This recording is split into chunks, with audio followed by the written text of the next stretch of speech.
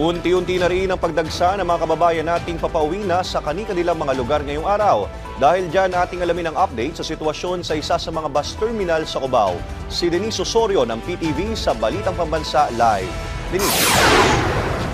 Ace, katatapos lang ng long weekend para sa karamihan ng ating mga kababayan at simula kagabi, nagdagsaan na ang mga lumuluwas o umuuwi ng Maynila mula sa kani-kanilang mga probinsya.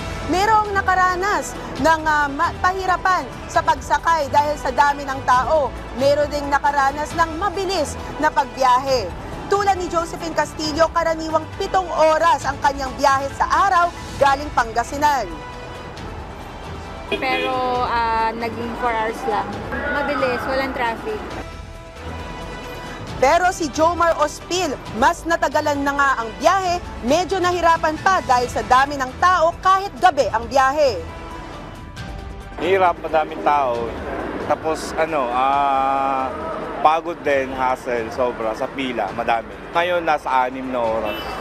5 to 6 hours ang biyahe from Pangasinan. Pero pag wala namang hindi on dust, yung regular na biyahe, 4 to 5 hours yung abot. Ayon naman kay Marlene de la Cruz, walang gaanong pinagbago dahil pareho pa rin ang pamasahe niya at pilahan lang ang katapat basta may bus na dumarating.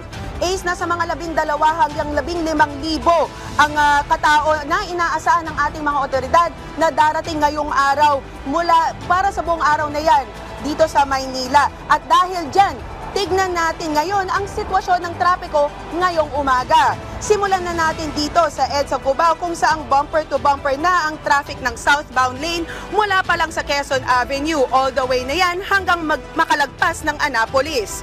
Saglit na bibilis ang takbo ng trapiko pero bago pa dumating sa Boni Avenue, siksikan na naman hanggang bago Buendia Avenue.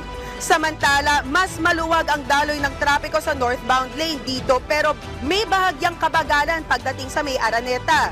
Pagkalagpas ng Farmers Market hanggang sa pagkalagpas ng Aurora Boulevard pero tuloy-tuloy pa ang daloy ng trapiko hanggang Cloverleaf. Kung nagmumula naman ng Pasay o Makati, mabagal pa rin ang usad ng mga sasakyan mula sa Guadalupe hanggang Guadix Drive patungong Ortigas Avenue. Ace, yan ang pinakahuling balita mula rito sa EDSA Cubao. Balik sa iyo, Ace. Maraming salamat, Denise Osorio ng PTV.